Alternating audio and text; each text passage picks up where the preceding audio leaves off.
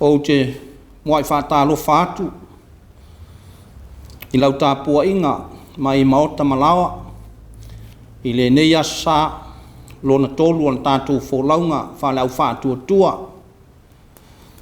manuia le tausaga fou malo le ona saʻi malo foi le whaamalolosi ai o te valaau atu o maia o le a tātou tāpuaʻi atu I le atua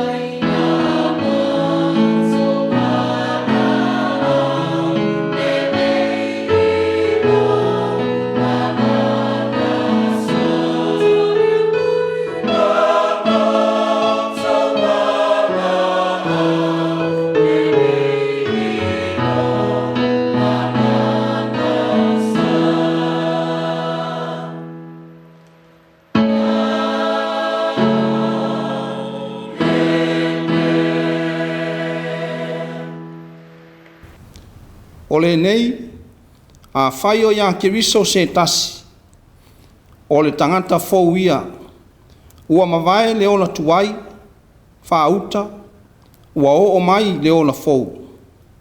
O mea uma fōi e mai le atua ia, ua uma o na whaaleleia e ia o I tātou ia te ia, e ala ia Iesu kiriso. Se I o tātou te talo. Ua iai whātasi lau whanau whātuatua, I o luma e ala I lana tāpuaʻiga o le nei tae ao fou, o lou aso sapa ia.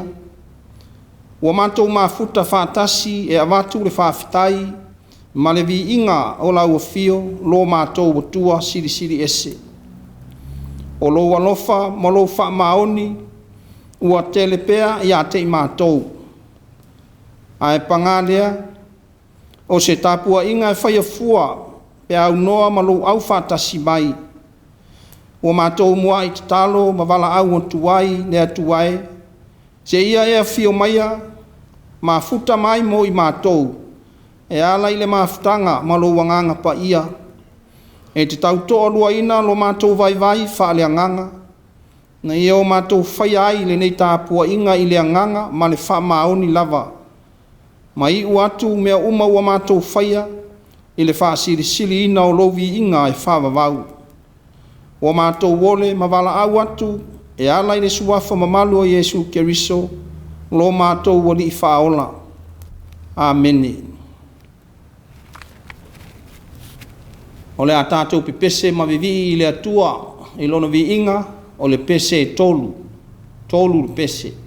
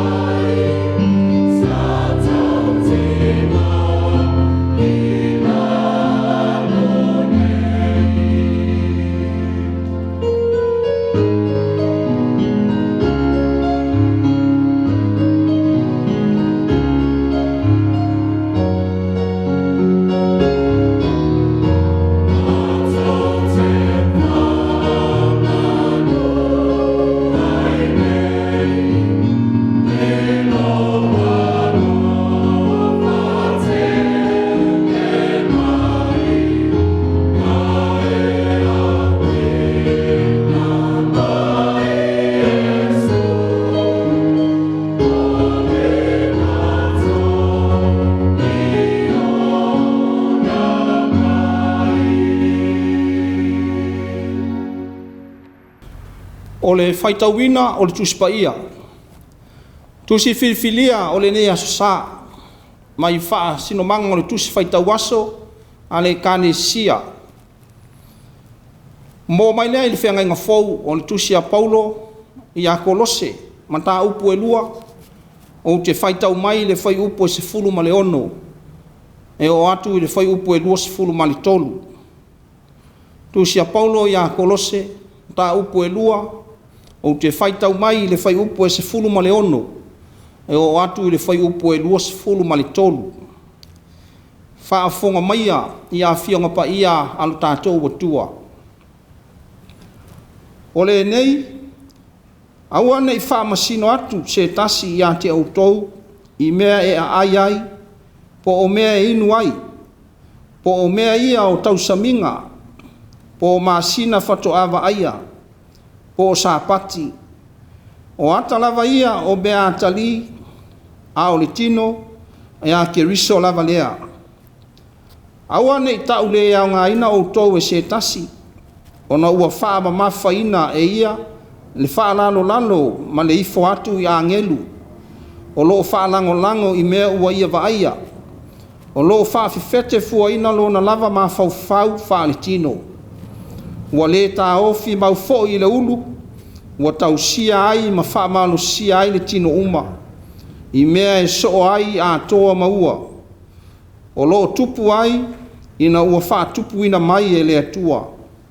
O le nei, a whai wa o tau oti whātasi ma ke riso i a itu o le langi ma le lano langi.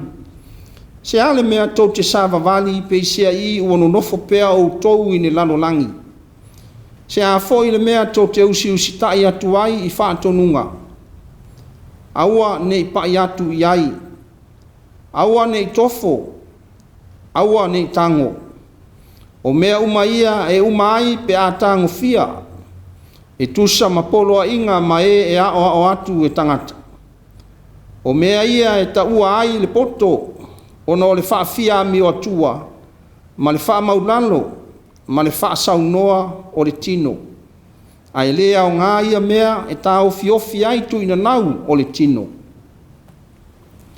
Ia wha manuia mai le atua e ala le tātou wha longolongo, ni nisi o ana fionga pa ia. Ma ia tu mau atu pe ia te ia o lona lava vi inga, ma lona mamalu atoa, nei e o i le whavavau lava. Amene. O le a tātou wifo, ma wha maulalo i le atua, e ala i le tātou te talo. Tātou wifo ma te talo. Le atua ma mānai, no mātou tamau i le langi, e pa ia ma mamalu lau o fio, o le tupu sili o le langi ma le lano langi. O lau o fio o le atua foafoa, na e foafoa ina mea umalava o le foafoanga, i lou mata i sau poto, ma lou tumu a toa. Mai lava i le amatanga, e o atu i le ngātaanga. E te whiawhio ai i matamatangi, ua whai le langi mau no foali mamalu. O ao le langi ua whai mau no foa whaata vale vale. Ua o le atua, o lau o fio, o le puna, o le malosi, o mea umalava. O le atua o le alofa, ma le alofa muti vale. O lou alofa lea ua mawhai ai o na mātou toe poto, ma mafuta whaatasi e ala i le nei TAPUA'IGA. Ua mātou vivi, ma whaafoi atuai le vi inga ma le whaafitai i lau a fio. Ua whaafitai, ua sopo mai la mātou sāwalinga, i le aso sālo na tolu o le nei tau sanga fou, lua afe lua lima. Whaafitai le ola tului, ma le malosi whaasoa mai. O le tamau a inga, ma au whaamanuianga ua mātou maua, o le aso ma le aso. Ua whaafitai le atua i au whaamanuianga o le tino, o le mawhauwhau, o le anganga. Whaafitai le ie, ua e whaatau nuina nisi o fuafuanga, ma whaamoemoenga sa whenga iai i mātou, i le nawa yaso o tuana'i atu. Fuafuanga whaale a inga, whaale kāle sia, whaale nuu, whaale mālo, a ua whapea foi, i pisinisi ma kampani. Mātou te whawhitai ma vi ia lau o fio, a wā ewi na whesoua ina, lo mātou wola. I le tele o whaingatā, ma whawhita auli e tutupu maaria e mai o leo langa nei. Ai mawhana pea o mātou loto mā nganga, a wā e te au maia le fia, ma le file mu, e te whanofo file mu ai i mātou uma ma o tangata. Ai meise ai wa e whailoa ia te i mātou uma, le taunu unga la mātou fōlaunga i le lalolangi nei, e mapu ma taunu atu i le oli sanga tu mau e whaavavau, whaatasi ma lau o fio. Whaaftai le tāna le lei ia Iesu Keriso, ua whaafowina ai i mātou uma, ma whaasaoloto mai ai i mātou mai le angasala, sa tau mia ai o le tuana'i. Whaaftai i mea le lei uma, wa e whaia masaunia mo lo mātou wona o aso uma. Vi ia lau fio le atua, ua whaaftai lau whaamalo longa, i nei o mātou mātua mātutua, whaapea fo i whanau, o lo maua i mai ma ngase tū mau o le tino. O mātou whaaftai i lau Tusi pa ia, wa uina ai mātou i tala i tau i lau o fio, ma lau wha o le tanga. Whaaftai le mafutanga ma lo wanganga pa ia, tau to aloa ina lo mātou whaatau waa, ma whaasino ala ia te i mātou, i ala o lau o fio mātou te sava vali tonu wai. Ao le anganga pa ia e whaatonu folau la mātou savalinga, e whaamalo si au ia i mātou, i teimi mātou te whaavai vai ai. Ua sili la mātou whaafitai, ono Iesu Keriso no walo pele e toa tasi. O le na ofo ina mai lona soifua ato toa, ina ia maangalo ai i mātou uma ma le lalolangi anga sala. Tu mau pea i lau o fio o le vi inga ma le mamalu, nei e o i le whaavavau lava. Le atuai, panga lava sa mātou tautua, a o se au au nanga i tau mawhai atu. E whaalalanu ai lau pa ia ma lau siri ese, ai le mawhai o na ato toa, a wae anga sala le tangata. Wa mātou whaamaulano atu, whaato ese atu i lau o fio, e ala i le nei sauninga, se ia e alofa ma whaamangalo mai ia te i mātou tai tōtas.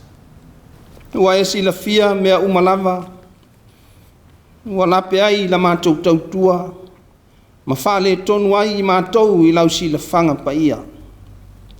Le ali ie, ua mātou tatalo ma wala au atu, se ia e alofa ma whaamangalo mai ia i mātou o lau lava whanau. Whamangalo i sa mātou wanga au se amio, ua le tautamari i lau sila whanga pa ia. Whamangalo mai la mātou ngangana tautala o aso uma, ua le peti ai le nonofo le lei, ma le file mu o tangata. Ai maise ai o la mātou ngangana ua whaatupu ina ai ma se inga, ma misa i le vāo tangata, i to tonu o a inga, o nuu, e kale sia ma le malo. Le atuai, e whamangalo i lo mātou wola, le whamaoni, i le tautua ina o lau wheau, ma lau tāna le lei, i a Iesu Keriso. I tofi ma tiute, na e tu tofi ma wala wina i ai mātou te ngaru lue ai. Le li te e whamangalo atu i taitai o Samoa, ma lana whainga malo, ma tūlanga o lo aria e mai, o le maua ai se no nofo le lei ma se whealo whaninga o tangata anu. Whamangalo mai lo mātou talia ina o tala inga, ma o onga tau whase se anisi. O tō sina tuai i mātou, ma o mātou loto, ina o mātou mana nao i tamau a inga e maua mai ai. A ua whapongi sa ina o mātou mata whaleanganga, i lau o fio ma lau whaolatanga i a Iesu Keriso. Ua mātou maua ai le ola fau. Whamangalo i lo mātou tuai fuaina o nisi, ma le le whaia o lau ami o tonu. whamangalo atu ia te ila tau, olo anga leanga mai, ma whai mātou ma whili le Gāluega, mani tāna le lei a Keriso. Le atuai, wa mātou talitonu ma le whātua tua atu, i le whao le tanga atoa toa, na saunia i Keriso, lo mātou wali whaola i lunga o le sātauro, e mangalo ai i mātou umalava o lau whanau. Le atua o le alofa, ma le alofa muti muti vale, ua mātou tatalo ma wala au atu mo au whaamanuianga. Se ia e whaamanuia mai i tāpua'iga lau whanau i le neitai au. I so lava o se no fuanga o loo tāpua'i mai ai, i tutonu o ainga, o whale mai ma so se no fuanga, ma mao ma lata mai. Whaamanuia atu i o latou whaiva ma tiute alo filima, a mataina o le nei foiva yaso, o le anga fua nei. E whamanuia ina i o mātou mātua mātutua, ta māma tina ma le latou tāpua'iga i maota malawa. Ia iai lau whamano longa i o latou tino, ma mai ma ngase ngase o whenga iai, ua whapea ina foi i whanau. Whamanuia i taitai o Kālesia Kerisia no uma, ma na latou Gāluega folofola i so se whatawhaitau langa. Whamanuia i Kālesia o ao, ma le Gāluega whaamisiona. Le ali ie, mātou te wala au, i au whaamanuianga, i alo ma whanau, i le whenga iai ma o onga, o tālonga ma Gāluega. Ia whaonga ina lo latou wola, mo oe le atua ma lautana le lei le lumanai. Ia lawe ai mai no latou wola, mai whao so songa le ali o le lalolangi. Ia la e whano ai latou. Le atuae mātou te tatalo. Te ia e whaamanuia i le nei atunu o lo mātou nonofo, mau mawai. Whapea foi atunu uma o le lalolangi. O lo nonofo, masaili manuia ai a inga. Whapea foi si o mātou atunu o Samoa. Ia iai au whaamanuianga, sa sae masisifo. Le atuae, mātou tatalo matuina atu le lalolangi, i whalawe lave o lo tutupu maalia e mai ai. Te ia e alofa malawe ai le soifua ma le ola o tangata whātua tua uma. Ai maise le ali ie mātou tituina atu i la uafio. Le ngase malo o lo tūlai mai si o mātou watunu o Samoa. E tatalo atu le ali ie, ia iai lo file mu. Ia langona e taitai o Samoa, o lau o fio lava na e tutofi i latou, ia whaia lau a mio tonu, mo le manuia o tangata lau tele. Mātou tatalo, tuina atu, le taua o fia ai o lau e Kālesia o ao i Amerika Samoa, i lana fonotele, i le neiva yaso wa matalia. Te ie angani lei, ma whātau nu mea uma i le manuia, a ia vi ia lava la ua fio.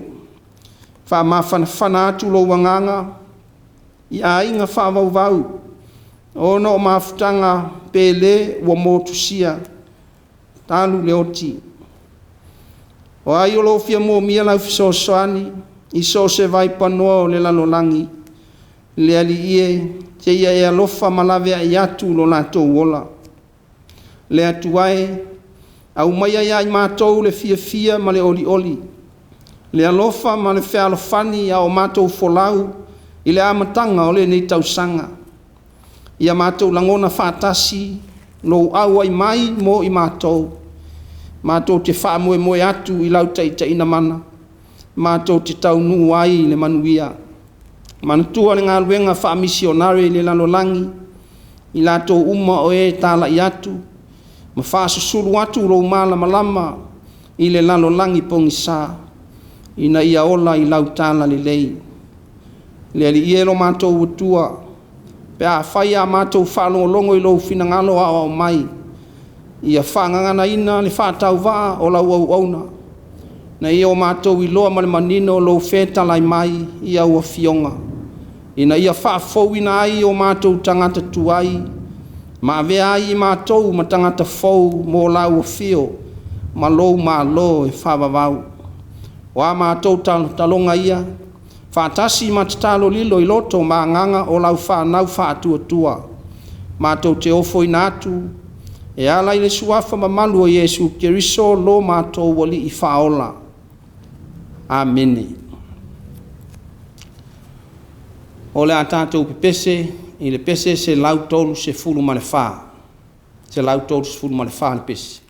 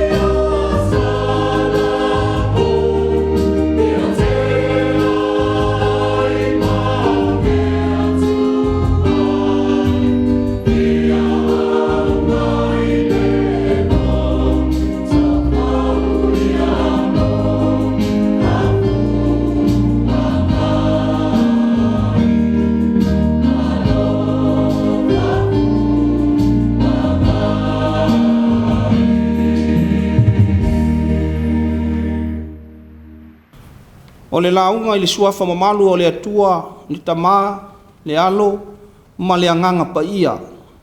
Ameni. Ua maua le matua o le launga, mai le tusi sa faitauina mai le whenga fou, tusi a Paulo ia Kolose, mata upu e lua, ua filifilia le foi upu e lua se fulu, ma le lua se fulu ma le tasi, e whai ma Matua o le nei a susa, whaafonga o te faitauina. O le nei, a whai o tō woti whātasi ma ke riso, ia itu o le langi ma le lalolangi. Se ale mea tō te sāwa vali, pe se i wano nofo pea o tōu i le lalolangi. Se a fo i le mea tō te usi usitai atuai i whātonunga. Aua ne i pai atu i ai. Aua ne i tofo. Aua ne i tango. Ua au manatu o le nei aso sā, mai le tusi Faitau aso, i se wha upunga e wha pea. Se tangata fou, sa o loto mai le tuana'i. Se tangata fou, sa o loto mai le tuana'i. O le fasili. E wha pea whiau na tātou i loa, uinga ma fōringa wa aia, o se tangata fou wa sa o loto mai le tuana'i. Se tangata fou wa suia, mailo na o langa tuai, i se o langa fou wa wha fouina, ma wha mamaina. O te tā ofi, e tele manatu le lei, malangona ese e wha matalai nai, uinga wa aia o se tangata fou wa sa o loto mai le tuana'i. E iloa i le amio, e iloa i le tū maleanga whaalia, e iloa i le ngangana tautala i le vā matangata, e whaaloalo e tau sa fia, ai sa lei masani mai ai. E iei le whaupunga ua whai maanganga masani o aso uma, e fou le tausanga ai tū maulava i le me tasi, e soi le fuai numera, ai le suia le amio, e tū maulava i le mea lava e tasi, ai mafua i se a lea langona. O le tali manino ma le atoa ua whailo mai e le apostolo Paulo, o le nei a whaiwa ia ke riso se tasi, o le tangata fou ia, ua mawae le ona tuai, whauta, ua o mai le ola fou. O le tangata fou, ua saoloto mai le tuana'i, whai mai le apostolo, o le tangata ua ola ia ke riso. O le tangata ua ola ke riso i totonu ia te ia, ua suia le a mio sa masani ai i le olanga fou ua wha fouina, ua salamo maloto maulano, ua le to e to sina atu o na mata malona loto i mea wha fia o le lanolangi, a ua fia i le ali. A whai e wha pea mai se tasi, e fou ne tausanga, a o le mea lava e tasi, e tū mauai, o lona winga, o e la le tangata, e te le iola i a ke riso, e le iola ke riso i to tonu i a te oe. O le tala i ana manu, le toa malosi, e pule i aua le tupo suria, na a fia i le mai le pela, wa le aise fofo, o le mai lea i le tū ma le anga whai utaia, o le tangata e a fia ai, e ta ua o le tangata wa anga sala, wa ia whaia se anga sala ma mawha i luma o le atua, ua wha sala ina ai e le atua. E le nofo i tutonu o le ai i le nofo anga, e no nofo ai tangata lautele, ai nofo ma mao mai tua au pa o le ai o Yerusalema. E le ai se tasi e lata i ai. Ua saulta mai ta i Israelu e au auna i le ava le tupu o suria ua iloa ai le pela o na manu ona ia whailoa atu lea ilona matai tamaitai o loo iai ni tangata o le atua na te mawhaia o na whaamalo ilona mai ona awina lea o le tangata o le atua o Isaia lona ingoa ua sau o ia ma ua whai atu ia na manu ina alu ia e tofu whaafitu i le vai o Ioritana ma e tā ele ai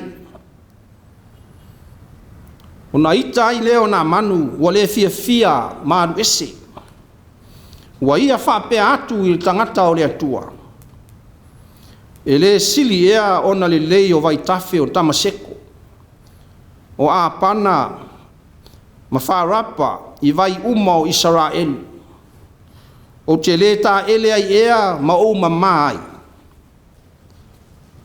a ua whai atu ana au auna ia te ia tēnai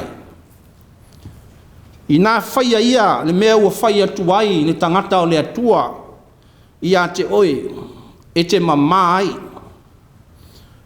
o nā luifo ai leo nā manu ua fufui whaafitu lona tino i le vai o Ioritana o na foi mai ai lea o lona tino tuai pe o le tino o se tamaititi ua mama o na whai atu leo nā manu ne suria ia e di saia le au auna le atua ua au i loa nei e le ai se atua e sili atu i le atua o Israel o le tangata fou ua sa o loto mai le tuana'i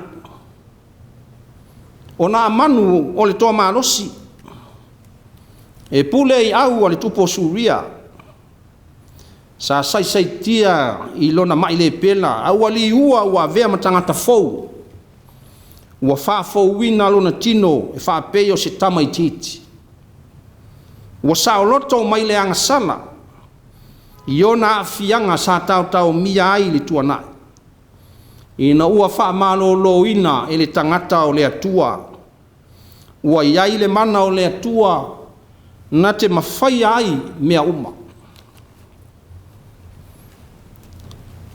a whai wa ia ke riso se tasi o le tangata fou ia ua mawai le ola tuai whauta ua o mai le ola fou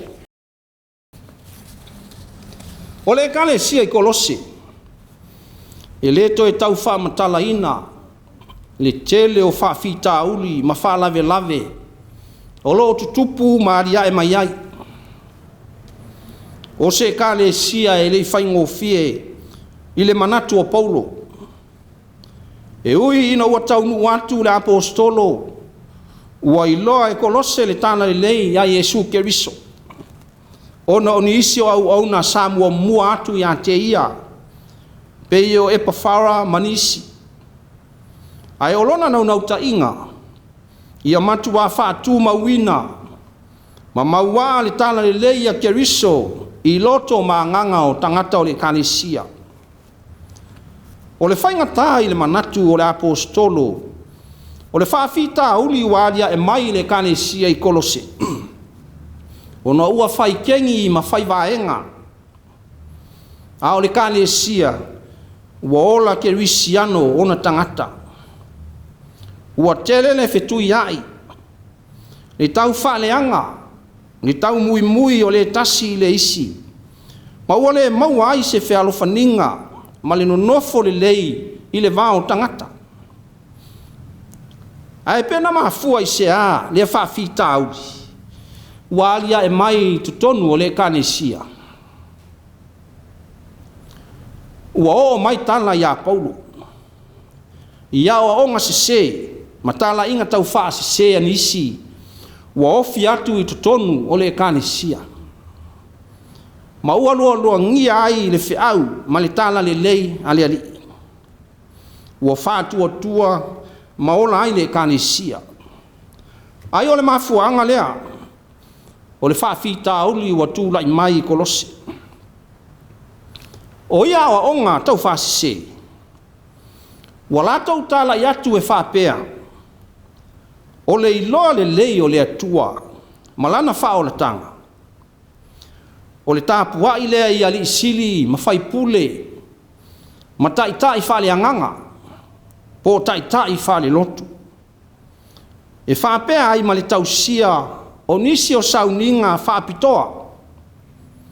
E pei o le tausia o le sāpati. O tausaminga ma previtomenga. E whapea foi le tausia o tula fono i mea e ai ma feinu ai. I nei awa onga matala inga tau whasise. Na mafua ai o na tusi atu Paulo. Ma whai loa i le kalesia i Kolose. Le Faitau moni whale anganga. Wha kerisiano. O le ola. Ma wha tuatua i ake riso Yesu. Wa tau mawhai le apostolo i atoe fesotai. Ma wha mautuina le ola wha tuatua o le kalesia. Ua whewaiwai ai ma ua le mautonu. Ia tutu mau i le mea lilo o i le lumanai. Sana tia i au ngā tupulanga o ni tuana'i. A ua whaalia mai i neio na aso i le aupaia. O le fesili o le ale mea lilo sana tia i le tuana'i. O Yesu Keriso. O le ano o le atua. O le fofo lea o le whaafitauli. O atupu maria e mai tutonu o le loto i whale o le kanesia i Kolose. Lea o atusi atu Paulo. Ia ola Keriso i tutonu i ante i Autū. Ia mausali ma maua Keriso i tutonu i ante Autū. O na fua mai ai lea o Autū i ni fua le lei ma le matanga o fie. E fia i ai lea li. Ma i loa ai o Autū o tangata fou. Ua sao loto mai le tuana'i.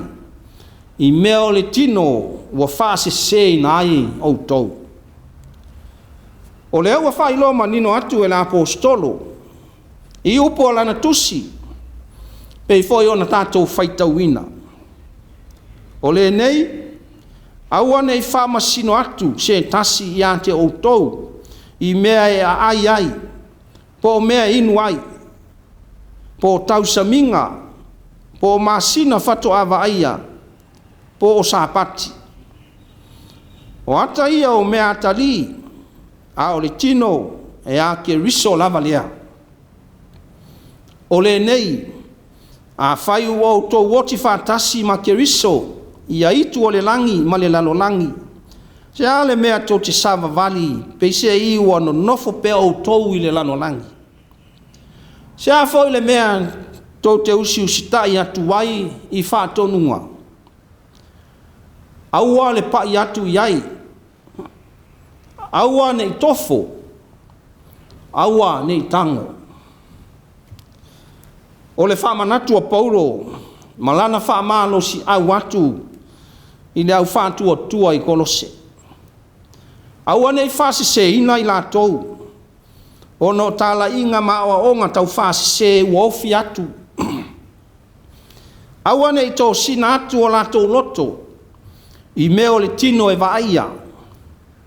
O mea ia e whātau vaa. E pala ma mou atu. Aua nei pa i ai se tasi. Aua foi nei tofo i ai se tasi. Aua nei tango atu i ai. A ole mea lilo. E le vaia e mata. O loo nā tia i le atua. O Yesu Keriso lea. Ia whātua tua i ai. Ia tu mau maona ai.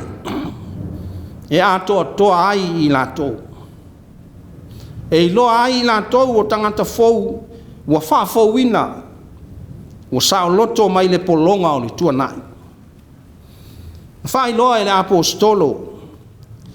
Ia le mita se tasi. Ma whase se ina se tasi. I mea o le tino. A e ngalo ai Yesu Keriso. O le tino o le tangata fou. o le ulu e taitaina le tino, e taitaina le kalesia i le manuia. Ia awane i whaavalea ina, o tau ma whaamasino ina i la tau, e nisi, ia whaautauta le lei. Ua lena o Kolose o lo tupu ai le whaafitauli. Ia o lo tupu fo i maaria e mai, i to tonu, o e kalesia sa whaavai ina e le apostolo. E au fia ai ma le kalesia i Efeso. Pele o lea foi le whaafitauli, lea ua solo atu ma fia ai ma sa moa, o le atu nuu ke risiano. Ua ofi atu tu maanga mai fafo, ua le iloa ai ne Autū moni o lona whaavai, e muli muli tai ai o le atua. O nisi o upu apoapoai, matua lalo a Paulo mo le au kerisiano, o le nei, ia wha e te outou, ina ia outou sa vavali ma le wha autauta, aua ne i wha pei o e vani lea, a ia wha pei o e popoto, ia wha o ngā ina e outou aso o le nei o langa, a wā o na po nei ua leanga, o le nei, aua ne i whaavalea outou, a ia outou i loa le lei le fina ngalo o le ali. Aua ne i tau leanga ina lo outou le lei, a wā o le mālo le atua, e le o mea ai ma mea inu, a o le a mea tonu ma le file mu, ma le oli oli i le anganga. Ia toe fuata ina ma na o outou loto, ma ia o ofu au tau in tangata fou wa whaia e fōlinga i le atua. I le ami o tonu, ma le ami o le lei e wha maoni. I oe lau soe, o le ata leo le lalolangi ma ona suinga wa ngai mai. Wa tele le au tau wha sise, ma le au tau wha le anga. Ua le mawhai o na alo ese mai ai ni tangata o le atua. A o le malolosi leo whato sina o le lalolangi. Ua tā ina iai loto ma mawhauwhaunga o le au kerisiano i nei ona pō. Ma ua iu ina whano atu ai le ola i le leanga ma le mālaia. A wāua na o le pauleo au wala o ro tau mawhai iai le lalolangi. O le whāto i lalo le tangata o le atua. Mai ala e manuia ai i le atua. O le ua whai lo manino. E le apostolo i le au whātua tua ma le au pa ia uma i Kolose. I aua ne i tau lea o ngā ina i la tau e se tasi. Ina ua ia wha ma mafa ina le ifo ma wha lalo lalo i angelu. Aua nei whawhewhete fua ina, ai o lato mawhauwhau, whalitino. Ma ua le tā ofi mauai le ulu o ke riso lea. O la Paulo, o ke riso o ia na te whamalosia le tino a toa uma, o le e ka le sia lea. A wāua whaatupu ina mai e le atua. Mo whai loa fo e Paulo, a whai i o tau whawhitai i le atua, ua ia la vea i mai la tau mai le pule o le pōli uti.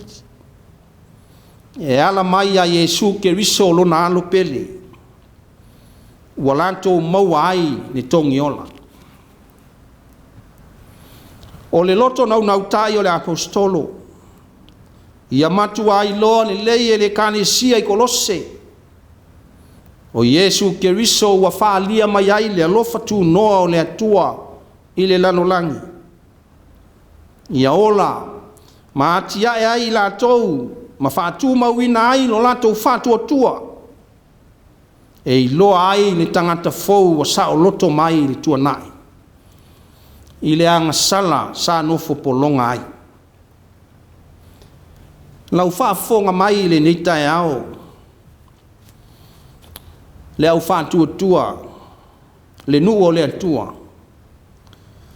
Ua whaamanatu mai mo i tāua le nei whiau tāua. Au tātou wholau atu i le amatanga o le tātou savalinga umi o le nei tausanga fou o savalia. O le upomoni, ua outou silafia mo tātou iloa. Le tele o whaafitauli o lo tutupu maari a e mai i neo naso. Ma ua le atangia ai le ola kerisiano. Ma le tau o whanau whaatuatua le atua i tātou. E le mawhai o na moni lau TAPUA'IGA i le atua. I le aso ma le aso. Pe a whai e te le nā whai ese. Ma whaangano le o langa tuai. Sa tātou māsani mai ai. Pe a whai e le ola ke riso i to tonu i a te oe mau. O le whamanatu tāua, o le whiau o le tāna le lei. I le nei tae au mo i tātou uma. Ia moni lau TAPUA'IGA. Ia moni lau whaatuatuanga i le atua. Ai maise o lau tau tinonga. Ia upu na e tau tino ai i le amatanga o le nei tau sanga fou. E ala i fui lotu, ma lotu tātu sanga. O le pipi le mau a le whailaunga. Ia la foai le tuana'i, aua le toe apa iai. A whai sa e fia tama ma e fia teine. I le nā tau sanga tuai wāru atu. Ma nei a e sui nei. Whai se suinga fou. Whai mai le matua. O le nei a whai o autou oti whantasi ma ke riso i a itu o le langi ma le lalo langi. Se ale mea tau te sava vali, pei se i wano nofo pea autou i le lalo langi. Se a whai se mea tau te usi tai atu ai i whatonunga. Aua nei pai atu i ai. Aua nei tofo. Aua nei tango. I oe le au soe, ma le au whaatuatua i le ni tae au. Aua le toe pai atu. Aua le toe tango atu. Aua le toe tofo atu i mea o le tuana'i. A ia tuli luma so tātou ai. A se uta, ia tonu tai. A se foi tai, ia tonu uta. A sasi le tuana'i, fa sao le so.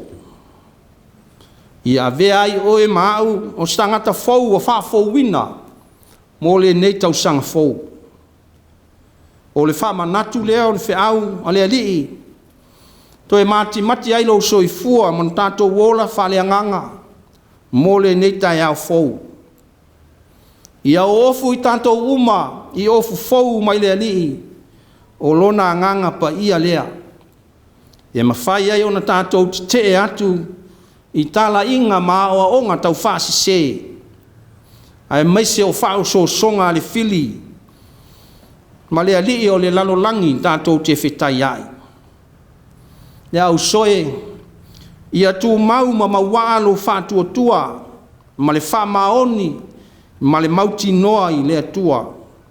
I lau sauvalinga o le nei tau sanga fou, nu afe lua lima. I a fisi ke riso, i lau i tū tau matau, ma tātou sava vali whaatasi ma ia. A wao ke riso lava na te wha maa whana, i a te oe mai tātou umalava, i la tātou fōlaunga. A ia e manatua ne au soe. E le so longa le leipea teimi uma. E le malu pea le tai. E ai le teimi e lo wā, ma so wai le ngātai fale. E ei le taimi e matangi tau mua ina ai no tātou sa folau. A o le pipi le atua i taimi uma e uli masao ai na tātou malanga. Matini tau nuu atu ai le manuia i le nei tau sanga. Ave lo wola ia o ngā mole alii ia na whiau. Ave o vai o lima o lo leo ma lo tino atoa. Ma aso totoe o lo soifua. Tātou te au auna ma tau tuai i le atua malana whiau. Ole maliu o Yesu Keriso. Malona toi tu mai i le oti manitunga mau. Na wha ofu ina ai tātou uma ma le lalolangi. Mai le polonga o le anga sala sa tātou iai. O le maliu o Keriso, malona toi tu mai le oti manitunga mau. Na wha fo ina ai tātou ma le lalolangi uma. Mai le polonga o le anga sala sa tātou iai. O le fina ngalo alofa lea o le atua. Na ofo ina mai ai le soifua ato toa o Keriso. O lona alo pele to tasi. Ina ia le whano se tasi e whātua tua i ate ia. A ia maua e tangata uma. O e maau le ola e whavavau. Ma tātou maua a tiri ai lava. O le nei. A whaiwa o tō woti whātasi ma Keriso i a itu o le langi ma le lanolangi. Se ale mea tō te sāwa vali pei se i ua nofo pea o tōu i le lanolangi.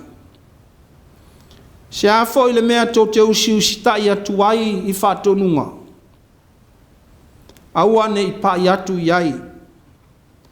Aua ne i tofo. Aua ne i tango. Se tangata fou, sa o loto mai le tuana'i. Amene. O le atatu whaeu i le pese, se lau lima se fulu malefitu. Se lau lima se fulu malefitu le pese. Amen.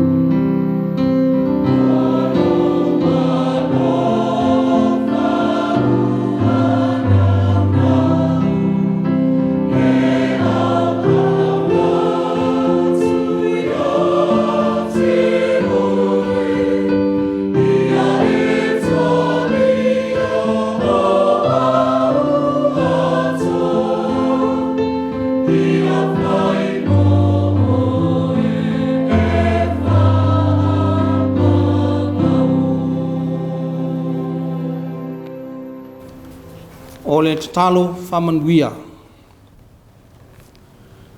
Tō maumai ai o mātou lunga o manei, malunga o lau whanau whātua tua umai le lalolangi.